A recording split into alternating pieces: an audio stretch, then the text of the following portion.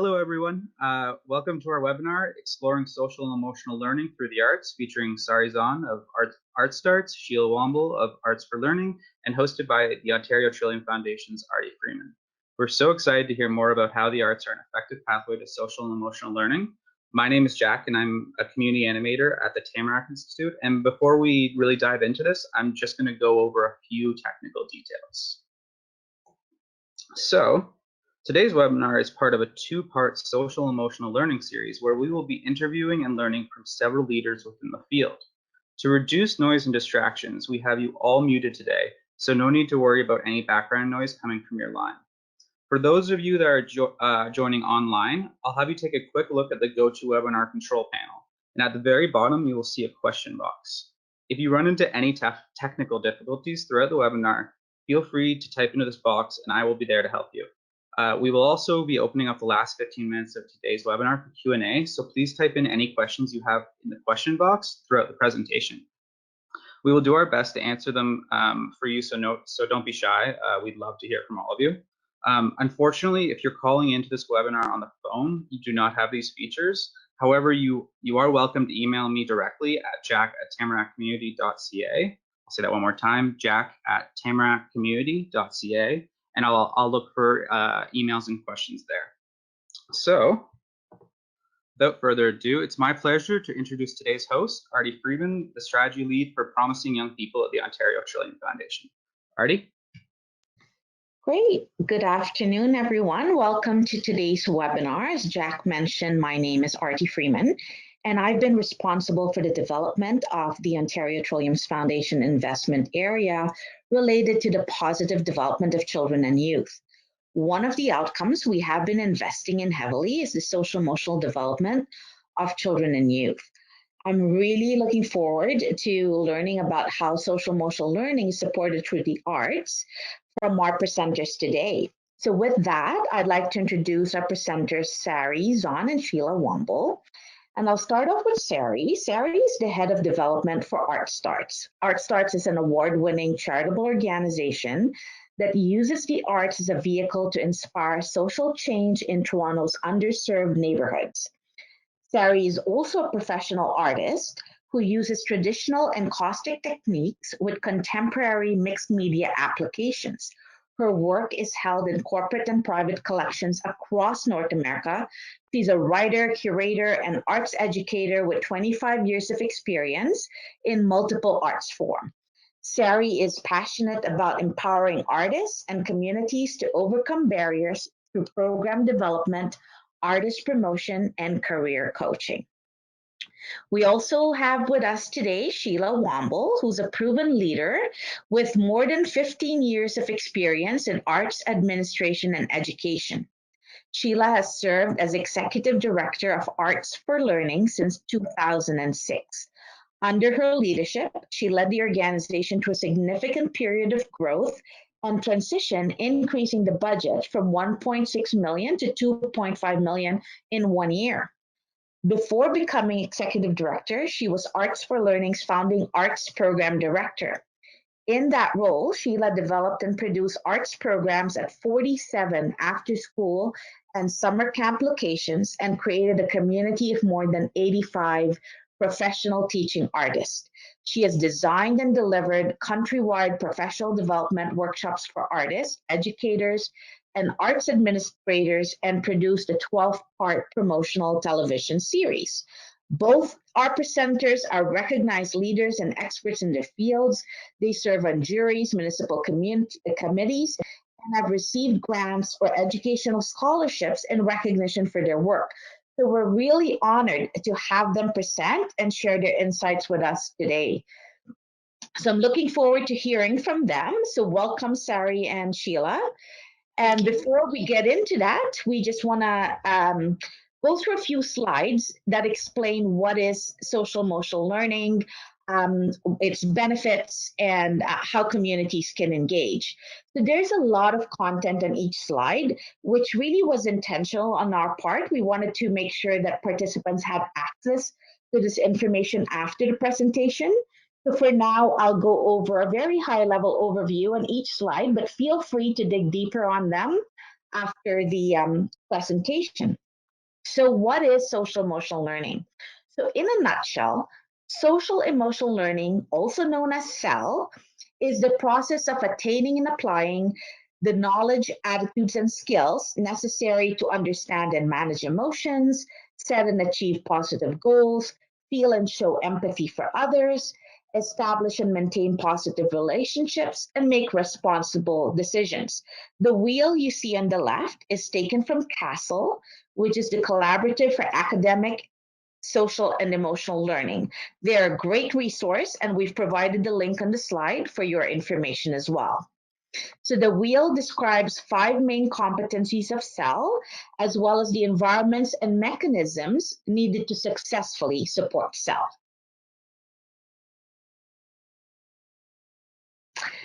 So there are 5 main SEL competencies: self-management, self-awareness, responsible decision-making, relationship skills, and social awareness. What we see here on each of the boxes are the skills required to develop each competency. So, for example, the skills that support social awareness include empathy, being able to understand different perspectives and worldviews, respecting diversity, and understanding social norms. So, essential to achieving social awareness are those kinds of skill sets. And in order for children and youth to develop that competency, they need to learn those specific skills. So, by the same way, if we look at relationship skills, in order to support children in gaining that competency, they need to learn communication and collaboration skills. They need to know how to resolve conflicts and ask for help when needed. And the same is true for the other competencies. And those, again, are listed for you. Feel free to visit them later. So SEL skills and competencies are developed over long periods of time. They can be taught in school and after school.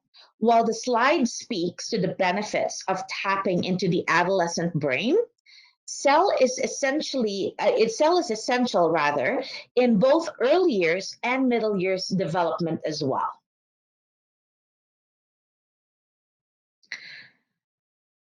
So we've talked about social emotional learning and its benefits is what we want to unpack right now. So SEL is essential for the positive development of children and youth. It builds resiliency, it provides young people with the ability to manage their emotions, and it drives them towards positive choices. Basically, SEL allows young people to become self-aware and know that they need to be in a positive and supportive environment in order to thrive, and know that when they're not in such an environment, to leave.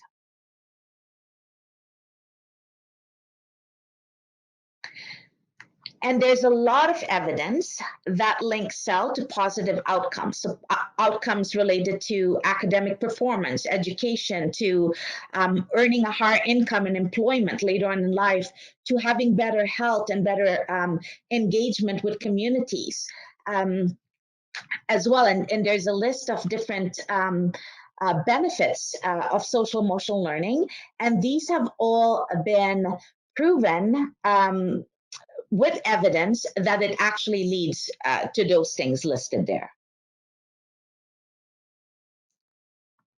At the same time, SEL has also proven to provide an $11 return for every dollar invested in SEL programming. And that's quite high.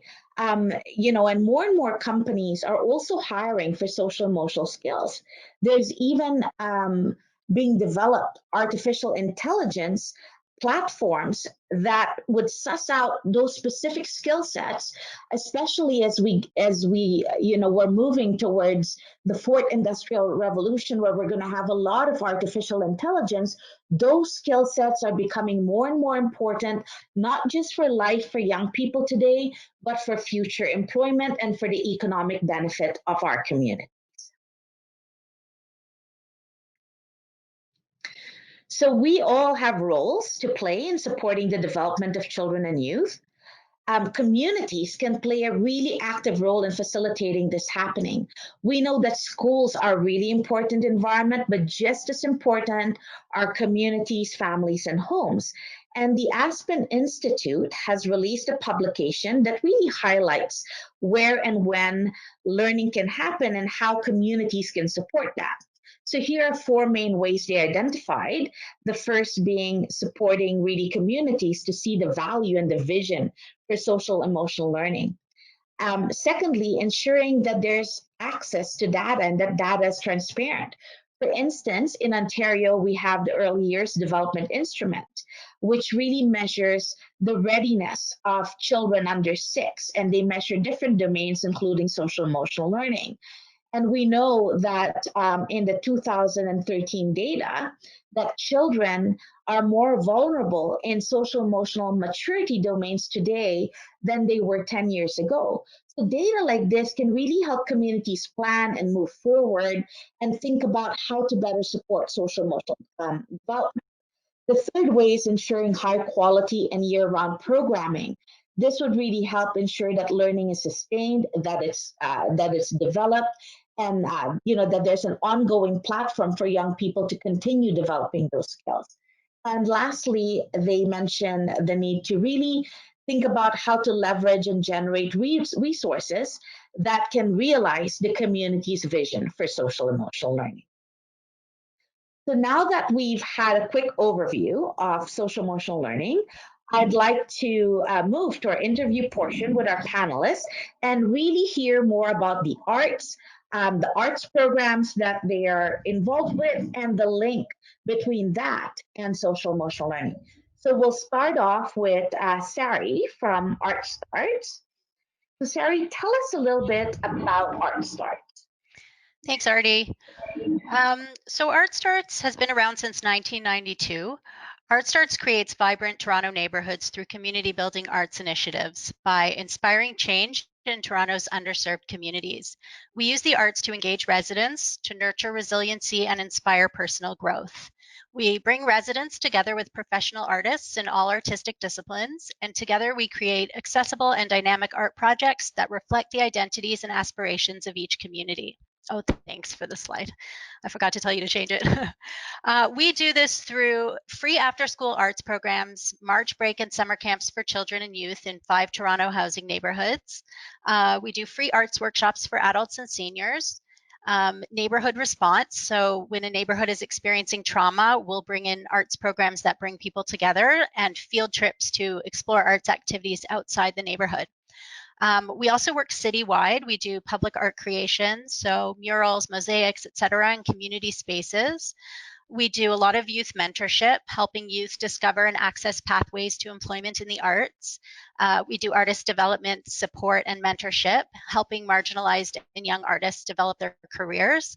And we do special projects and partnerships citywide. And we're involved in a lot of conversations like this about the impacts of arts programming on communities. We ensure we're meeting community needs by hiring artists and program managers with lived experience in the communities where we work. And we ensure artistic integrity and inclusivity by ensuring our artists and managers are well trained in the unique arts and social service facilitation models that we've been developing for several years now with the help of the Trillium Foundation. So that's a little overview of Art Starts.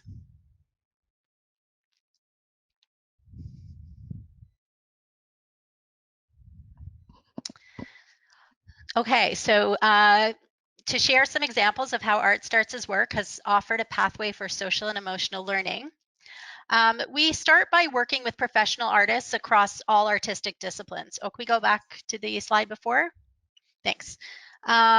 Recognizing that there are infinite avenues and art forms to explore, and so many different methods within each art form to express emotion, to share ideas, to practice actions and reactions, to explore pathways, to experiment, to grow.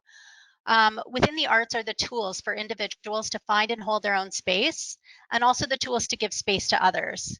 There are really no other forms of learning that offer this range of opportunities for effective and authentic social and emotional development and empowerment.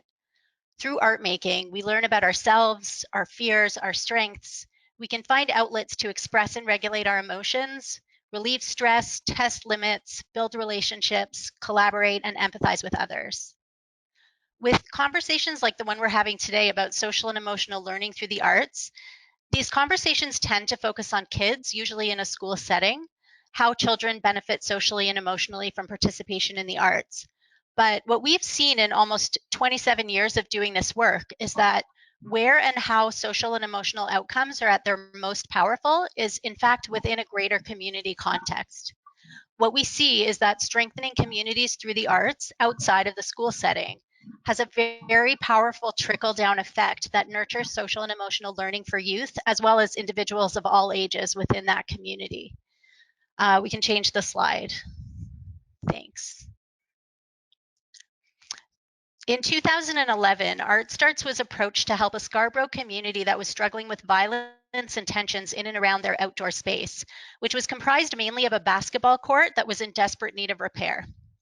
The court was surrounded by a 2-foot-high concrete wall on all sides.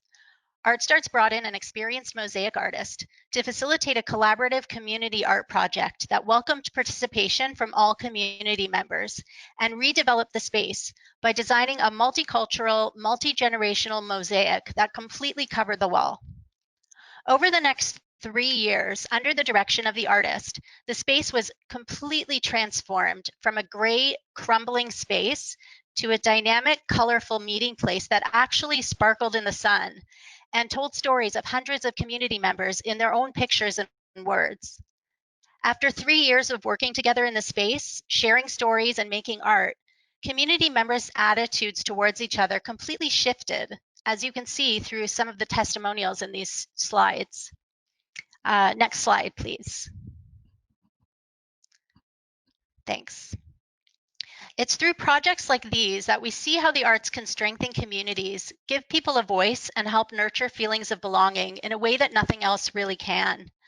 Years of doing this work has given Art Starts a real understanding of the kinds of bonds that occur from collaborative artistic activity like this, and an understanding of the effectiveness of the arts in building social engagement, cohesion, and support within communities, along with emotional resilience in individual community members. At Art Starts, social and emotional well-being are always our end goal. They're always at the center of what we do because we know how greatly these things impact life outcomes, how greatly they improve mental health, nurture emotional and social resiliency, and empower the disempowered. To be specific, what this looks like is that through collaborative art making, community members are developing friendships, nurturing relationships with healthy mentors, nurturing feelings of belonging and social cohesion in their communities. In diverse urban communities like the ones we work in, consistently achieving these outcomes means looking at many factors, including how to create meaningful cultural cohesion through art making. We work in marginalized communities, but the work we do can really translate into social and emotional development for members of any community, especially now when Toronto is so diverse and community demographics are shifting so rapidly due to immigration, rising housing costs, and so many other factors. So how do you continue to bring people together, ensure feelings of belonging for everyone, while so much constant change is taking place and there's so much uncertainty? And the answer is that you do that through a medium that is flexible, customizable, and infinitely changeable to meet the diverse needs of ever-changing communities. You do it through the arts. The biggest challenges we face in working in communities is the vast range of diverse needs and struggles and barriers that people face to feeling a sense of belonging in their community. What type of community building efforts can possibly overcome vast cultural diversity, social isolation, barriers to community participation, including language barriers, geographic barriers, physical and mental health barriers, knowledge barriers, and fears of not being welcome in community activities due to discrimination or stigma? There are so many ways that people can feel divided, isolated, and even afraid within their own neighborhood. So how can a single approach tackle all of these barriers? Our experience has shown us that working within an arts-based framework is the single most effective, most meaningful way to bring people together and create healthy, cohesive communities that nurture social and emotional well-being for all members. In any city, you have all of these communities where the public face or the perceived community identity has effectively excluded its most vulnerable members. Because the people who are talking on behalf of the community are often a very small percentage of the actual community members. And they're usually people who have lived there the longest or have an interest in maintaining the status quo. Often it's the people who aren't doing the talking who are the most vulnerable members. And these people have stories and dynamic life experiences and new ideas to share and contribute. There's such a rich wealth of stories to tell and feelings, thoughts, ideas to share that so many people of all ages in our city do not feel welcome sharing with their neighbors or community members. And that can be extremely debilitating to their social and emotional health. What we see in working in community arts is that when people are given the tools to express themselves through the arts, that's where the true community development begins, because that's when you hear the voices that aren't being heard. But if we don't give the most vulnerable people the tools and the access to artistic opportunities and the safe spaces to create and to share, then we're not really building authentic communities and we're not nurturing social and emotional well-being for all the individuals within that community. So I've been talking about community art making here, hands-on participation in the arts, artistic skills learning, working with artists. I'm talking about artistic creation. But it should be said that participating in the arts as an audience member is also really important. Exposure to a wide range of artistic experiences can really deepen authentic creation in communities and help people recognize that the arts can be an outlet for them or a method of sharing or engaging. When you see the vast amount of art that's being produced and you see enough of it that somewhere you see yourself mirrored in a play or a dance performance or an art exhibit, that experience can bring a very powerful feeling of recognition that you're not alone, which can be extremely valuable for emotional growth. And it can also bring a sense of belonging in the arts, a realization that the arts are an effective tool for sharing stories, one that could be a tool for you too.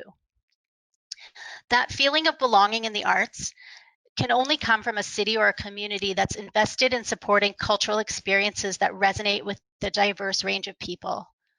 Once people see themselves reflected in a city's cultural life, then that can be translated into community art making, which we know builds healthy communities, increasing feelings of belonging and self-worth, increasing exposure to other people's stories and feelings of being supported and sharing your own experiences and your own ideas. These are all things that build healthy and resilient communities, which in turn improves social and emotional well-being in individuals. No matter who you are, how old you are, no matter what you're struggling with, there's a place for you to express yourself through art and a place to be heard, to connect and feel validated, either as an audience member by seeing yourself reflected in someone else's art, or as a participant in creating something new. When vulnerable people who've been marginalized start to see themselves as talented people who matter, as people who are creating and contributing and working towards making their community a better place, that's where the real change happens. And that's where true social well-being resides. And that's something that the arts can facilitate like nothing else can. The beauty of the arts is that it empowers people to tell their own stories, to not be subjected to someone else's narrative of who they are or what they need or what a healthy community would look like for them. Slide change, please. Art Starts runs an anti-gun violence program in Lawrence Heights in partnership with the Zero Gun Violence Movement, whereby local youth address the seed causes of gun violence through art creation. These youth are effectively taking the first steps towards developing safe and healthy communities just by sharing their unique experiences with each other and with their community through songwriting, music recording, mural making, and interactive theater. They're talking to each other about what kind of future they want to see, what types of solutions could work. And this leads to conversations about how they can be part of working towards those solutions. They're starting to see themselves as valuable contributors to solving community problems. So the arts are effectively acting as a venue for everyone's voices to be heard. When your voice is unheard, you're less likely to listen to other people's voices. But when you're given a chance to be heard, you're also more likely to listen to the ideas and the stories of people you may not have been open to hearing from before. So it works both ways. When you provide a safe space and the tools for artistic exploration and expression, people learn to create, but they also learn to share, and they also learn to listen, to empathize, and ultimately to embrace others. So in order to have healthy social and emotional learning within a diverse community context, we really need to have social cohesion. And social cohesion doesn't happen quickly or easily.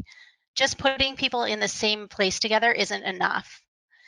If people don't feel a sense of safety and belonging, then they won't engage. And if they don't engage, then social learning is a non-starter. Developing social cohesion means recognizing the barriers that people face, even when on the outside it may look like they're a part of a community that appears to be flourishing. And when we look at engagement, the arts are a uniquely powerful tool because there's nothing else that is diverse and wide-ranging enough that it can engage multiple groups of people in different ways at the same time. I know I have to wrap up. So in conclusion, the arts are an incredibly powerful tool for individual growth for youth, for developing resilience and feeling a sense of belonging in one's community.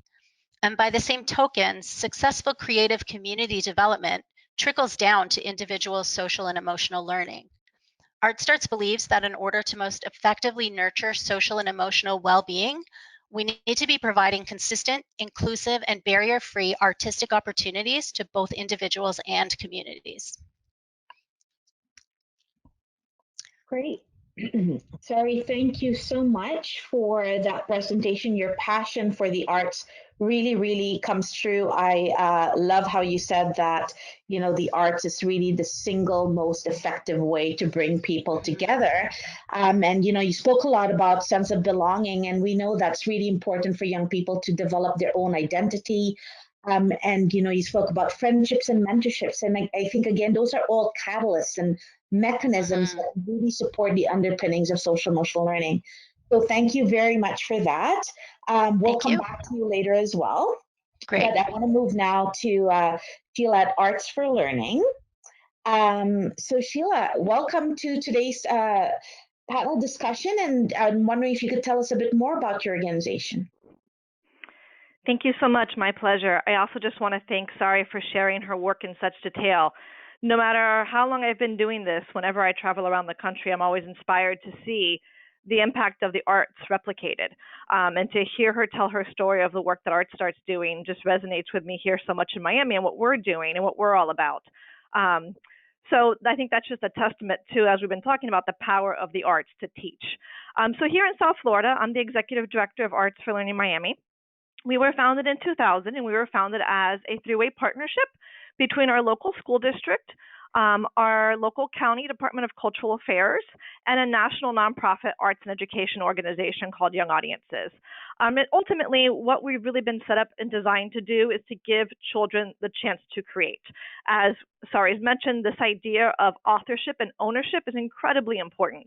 The arts are first and foremost a communication tool, and as such, they end up becoming a powerful teaching tool. When a child can take something that they're learning or experiencing, and they have to go through a creative process where they have to really begin to investigate something and then create something and refine and present it and go through a reflection process, they really begin to own that knowledge in an entirely new way. So we really are an organization here where we believe in making sure that the arts are accessible for all children and that they have access to all of the arts. And for us, that means theater, dance, music, the visual arts, and creative writing. And when we speak about all children, we start from infancy and we go all the way up through high school and up to the ages of 22 if it's a student with a disability. So how do we do this? One of the things that we really believe in is the power and the significance of the teaching artist. So we work with professional teaching artists all throughout South Florida, and we basically place them in extended residencies in schools, preschools, and out-of-school programs. So we actually first started our school programs through an arts integration initiative where we had teaching artists go in and work in the public schools alongside classroom teachers to help bring learning to life in each of those classrooms and to really get kids engaged in hands-on learning. We then saw that there was a tremendous need for quality after-school programs in our community, so we started partnering with existing after-school organizations, and that included our municipalities who were running after-school programs in local city parks. It included other nonprofit organizations who were running after-school arts programs, and then eventually we opened up our own after-school program and summer camp initiatives as well. As we were working and running our after-school sites all across South Florida, our teaching artists would come in and say, classes are going great, the kids are wonderful. I've got these 2 students and they're just extraordinary, but I'm only seeing them a couple of times a week, and they're in an after-school program in a school where it's a Title I school and they don't have a lot of extra supports right now. And what else can we do for these kids? And we decided we needed to create that solution. And while we're an organization that's not designed to create the next generation of artists, we're more about making sure children have the access to what the arts can do to help them thrive. We decided we would go ahead and launch some studio programs. And so that when there were students who really expressed that talent and interest and commitment to an art form, that they would have an opportunity at no cost to them to be able to pursue that art form. And I know we've been talking a lot earlier about the importance of adolescence and that timing and the development of social emotional skills during that time frame of a child's life. And so our studio programs are actually offered for middle school students. Most all of the students enter the program in 6th grade and they stay at the studio all the way until they complete middle school. It really does become their creative home. They work with us for 4 weeks intensively each summer. And they work with professional artist faculty in the morning. There are guest artists in the afternoon that do different projects with them. There are exhibitions. And then during the school year, the students come back every other Saturday to continue to hone their practice. That program became so successful that by the time the kids were graduating from 8th grade, they didn't want to leave the studio. It had really become a place of importance for them in their lives. And because the studio attracts kids from all around the community, they had built really strong and lasting friendships with kids who weren't in their feeder pattern or in their neighborhood. And so we've also developed an alumni program to continue supporting those students as they progress through high school. We also started Saturday programs. We realized that while all our programs were inclusive, there really was a need here for parents who had children with special needs, especially a parent that also has a typical child and a child with a disability. And so we started Saturday programs in the parks. And those programs were designed truly to use the arts as a vehicle for social emotional learning. We wanted kids to be able to interact with children of all abilities. We wanted it to be a place where they could create friendships, and that program has been significantly successful. After a few years of running that every Saturday, there was a demand from parents to also extend that into summer programming. And so now we offer 2 summer camp programs for those families and also have launched animation programs for those families as well. And then to sort of round out the continuum of services, we like to sort of say that we have a continuum of arts care from infancy all the way to high school. We started internships in the arts.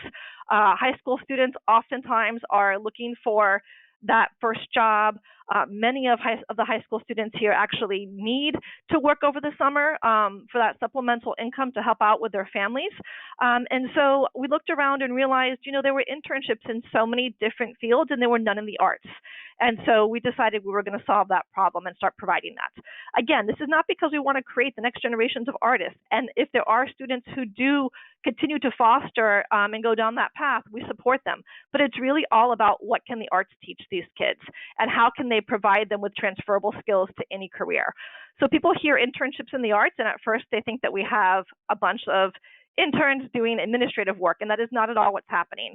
They are actually hired to be actors and dancers and musicians and visual artists and creative writers each summer, and their job is to produce and present. And like you would in any job, they also get significant amount of professional development. And during that time, that professional development, we really customize it for each sort of crop of interns, so to speak. So we found, for instance, many of the kids who were in our dance internships were terrible at giving and receiving feedback. So we spent a lot of time on that with them. Some of the kids who were more interested in visual arts were a little more experienced in giving and receiving feedback, but they weren't so great with time management. So we spent a lot of time on that. And then there are topics that we want to make sure that all of the kids have access to, as well as college and career supports as in addition to that. So we talk a little bit about oh, I'm sorry, I haven't been telling you to move the slides. You can advance the slides. One of the things that's important to us is, what happens when you give children the chance to create. And we like to think of art skills as not just technique. Art skills really are about creativity and critical thinking and collaboration and communication, and so many of the social emotional skills.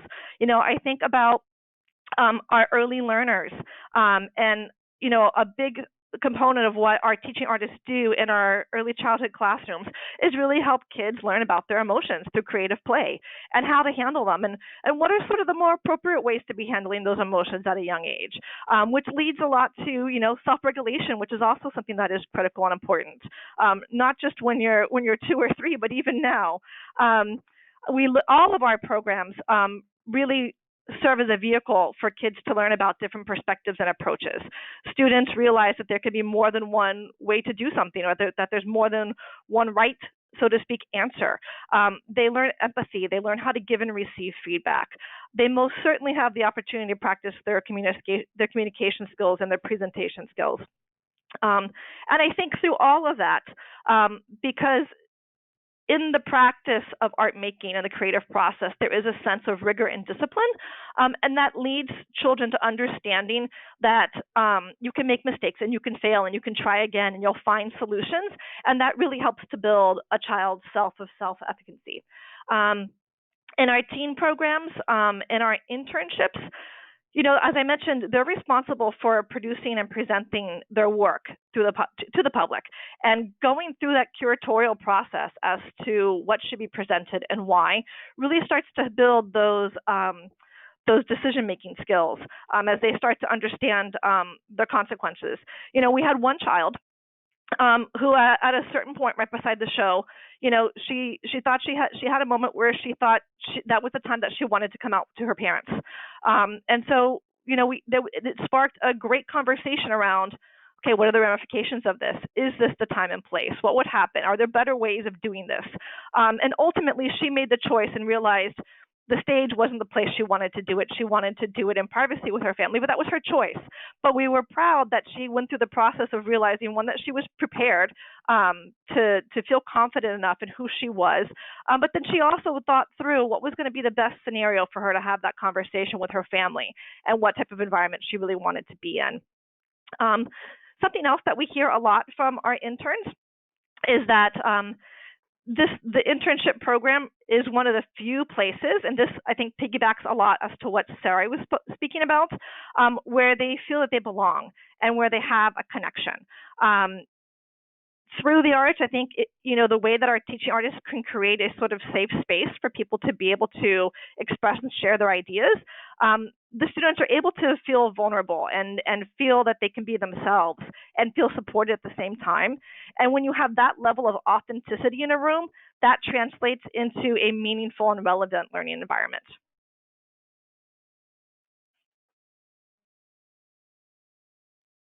Great. So, thanks so much, first of all, for everything you've said. I just want to draw attention to a couple of things.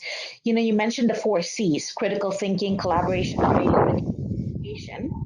And that's really becoming more and more important to well-being in general, and the underpinnings of the 21st century skills, which is also grounded in social emotional learning. And that's the kind of skill set we talked about. The future, we're going to need more and more of that in future workplaces. And I also really wanted to thank you, Sheila, for really unpacking exactly how the skills are played out in the arts. Like you mentioned, decision making, thinking about what they're going to present, or time management skills and presentation skills, and really learning to look at different perspectives, and even failure and bouncing back from that failure. Very, very clear as to how the arts, and the programmings that you've mentioned through the arts enable those kinds of skill sets. I just wanted to talk a little bit, wondering if you could tell us a little bit why you think arts is, and I think you've spoken to that, but if there's anything else you want to say about why the arts is a good pathway for social emotional learning. Sure. I mean, I think Sari also mentioned this a little bit, but I find that the arts are very elastic, and that they are very efficient in how they connect with people, both from an emotional standpoint and a academic and sort of cognitive standpoint. So I think that's the main way that I feel that they are a great pathway, is it because they speak to the entire person. Great, thanks so much.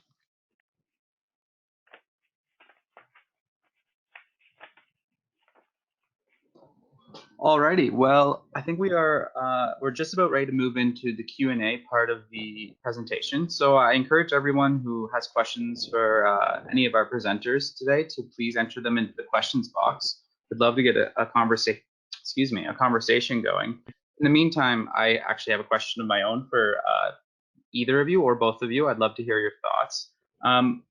So as you were talking about that, I was wondering, why is emotional and social learning for the individual better tackled from a community or collaborative art making perspective, rather than just teaching individuals how to express themselves through the arts? I would really appreciate if you could talk to that for a moment. Sure. Sheila, do you want to get that, or Sorry, should go I ahead. start? Okay. Please start. I could use this for water. Okay, sure. Well, one of the things we look at Art Starts is how individual emotional expression can have either negative or positive effects on the entire community. So when an individual doesn't have the outlet to express emotion in a healthy manner, that can really become the root of future problems that can negatively affect the entire community. We know that artistic expression helps validate emotion, and we know art making can be an extremely cathartic experience that allows you to channel emotions in a way that's not harmful to society. But the ability to experience that in the collective is also really important for individual growth. I think our girls mentorship program is a really good example of that. Even girls who are already creating their own artwork individually before joining our program, they show improved emotional outcomes when they attend our programs and are given the opportunity to create in a collaborative way with other girls. So individual art making can help provide an outlet for emotions, but it's by collaborating or sharing that we nurture those feelings of belonging and social awareness. And also self-awareness doesn't really live in a vacuum either. It's through interactions with others that we find self-awareness as well.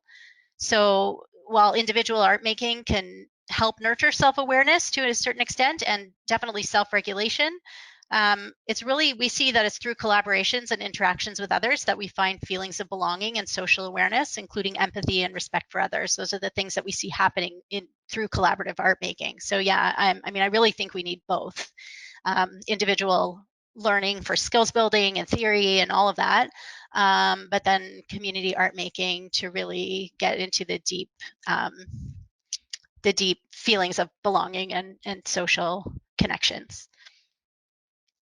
Yeah, I think she's spot on there. I mean, I don't think it's either or. I mean, I think that there are different skills that are addressed, whether you're working on something individually and then also in a collaborative manner. And I think, community art making is a wonderful way to do it, especially to be able to be exposed to different perspectives and different people in your community. And community can be defined a lot of ways. I mean, sometimes in the nature of Arts for Learning's work, sometimes community just happens to be your class, and it's just your learning community. And exactly. sometimes that community with some of our team programs literally is their neighborhood, and it is the broader community. Great, Jack. If there's are there questions? Because I have one. I do have some. We actually have gotten 2 questions submitted. Yeah, so the first one is for Sheila specifically. In the A4L program, were the students who participated in the internship were the students who participated in the internship graduates of your younger age level program? Did they go through any sort of interview or audition process, or was it open to anyone who was interested? That is a wonderful question. The majority of the interns who are in the program have not necessarily been in an Arts for Learning program before. We do have some students. We have sort of created a pipeline from that studio program. When they're in middle school, they do have the opportunity to apply for the internships as well.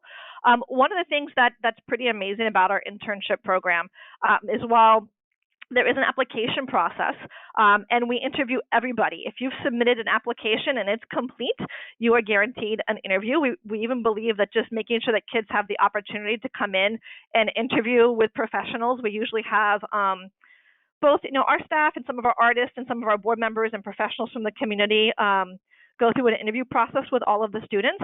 And I will say, having a background and an experience in the arts is not a requirement for our internship program.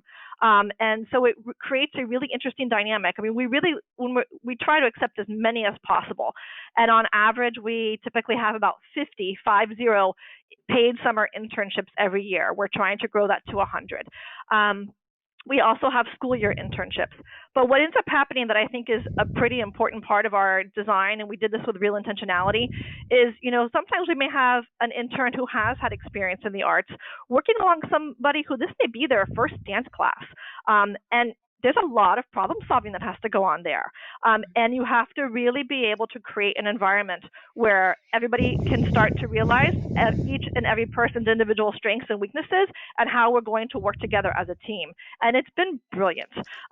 So not only are we bringing kids together with different levels of experience in different artistic disciplines, but we're also bringing kids together, from different neighborhoods across the community.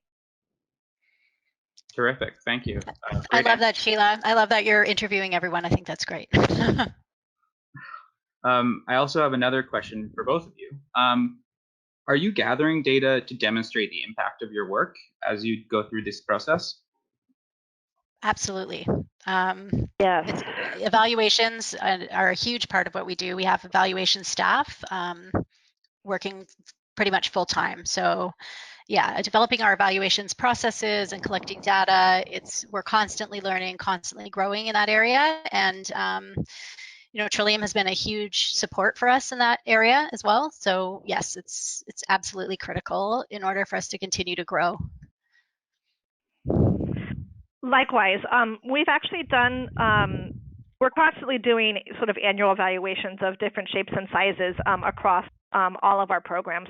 We have actually done some real research and some statistically significant work in our early childhood program.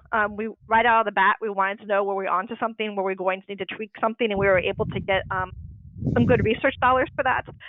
In that particular instance, we were looking at the development of pre-literacy skills. Right now, though, I'm pleased to share that we have just gotten an award to work with all of our Head Start centers that are managed by Easter Seals here in South Florida. And we're going to be looking at the impact of our program and social emotional learning in these classrooms. Thank you so much.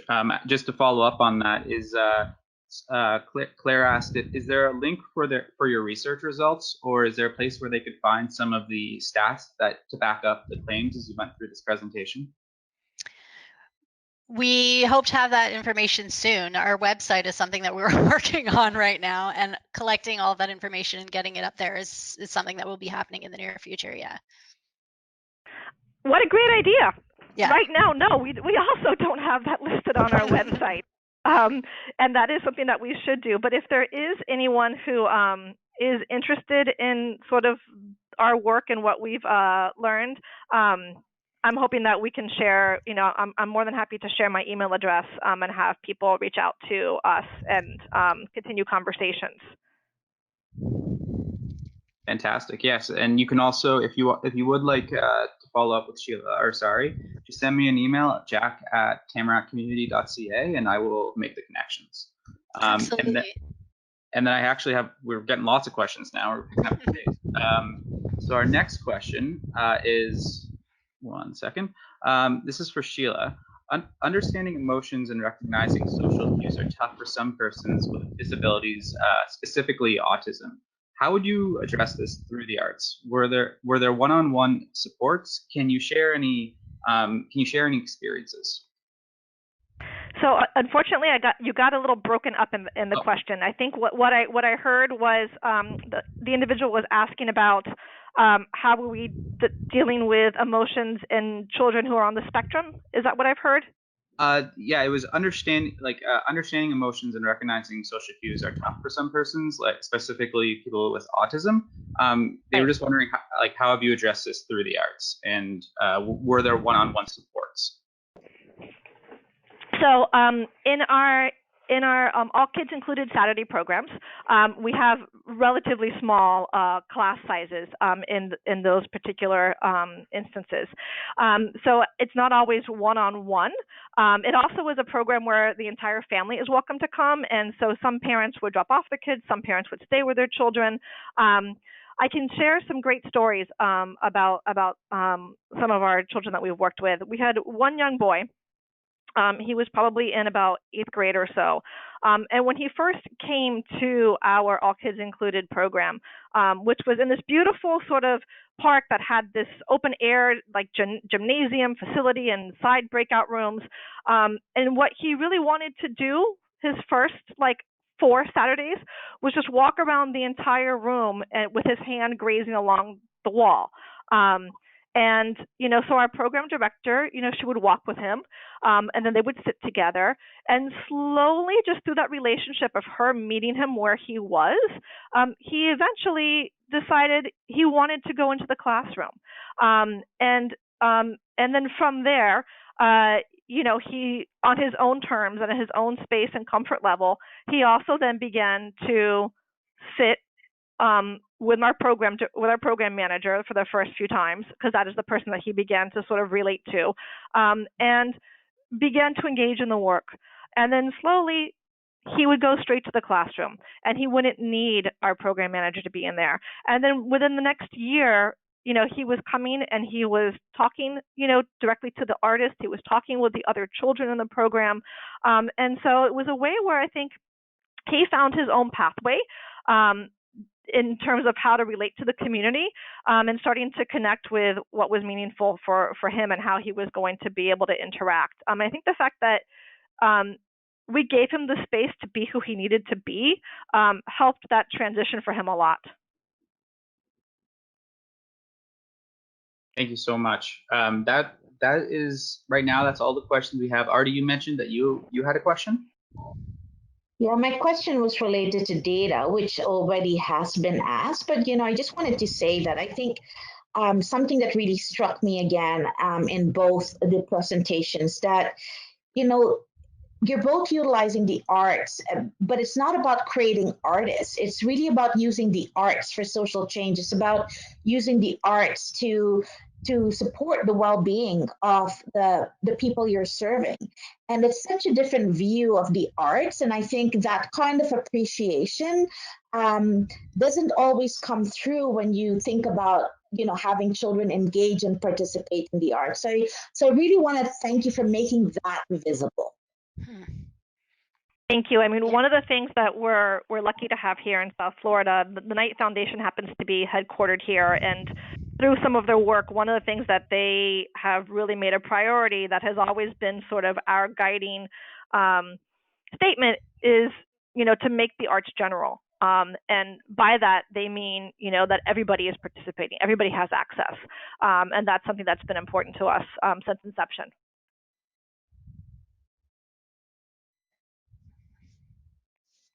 Terrific. Well, it seems like we don't have any more questions at this point. So looking at the time, I think we'll probably shut this down. And I just wanted to, well, first off, I just want to thank Sheila and Sari for taking the time to share some of their wisdom. This was, for me at least, speaking personally, very interesting, and there was a lot of major takeaways. I'm and a few echoes in the comments. People also want to say how grateful they are. It was really interesting to listen in today. I also want to thank all of our attendees for joining us today. It was great to have this webinar. So just before we call it for the day, there's just a few more logistical items we just wanted to go over. So on February 20th, join us for part 2 of this series on social emotional learning through the nature and play. So this will be hosted by Artie Freeman again of the Ontario Trillium Foundation. In this webinar, we will hear from Marlene Powers, the founder of Carp Ridge Forest Preschool, and Brenda Simon, the Director of Play Program for Outdoor Play and Learning at Earth Day Canada. We hope that you'll be able to join us and look out for the join links from the Ontario Trillium Foundation. And one last item, Artie, did you want to speak to this? Yeah, that's great. Thank you. I just wanted to do a quick plug and introduce you to the Knowledge Center if you're not aware yet. The Ontario Trillium Foundation has developed a knowledge center for the sector, and it's where people can come in and gather as an online community to share knowledge and resources. So that the website, you'll see it there, it's knowledge.otf.ca. And feel free to check out the Knowledge Center following this webinar, because we're going to be posting the recording and the presentation on that space. And also, we really welcome you to share resources, promote your work, discuss a wide range of topics across multiple fields, and really use it as a space to learn from one another by posting content, asking questions, and connecting with people like Sari and Sheila as well. So join the conversation, and we look forward to continuing about social emotional learning through the arts at the Knowledge Center.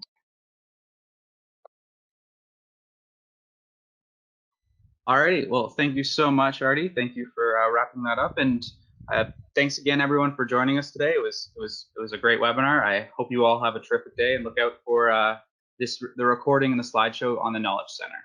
Thank you all. Thank you. Thank you.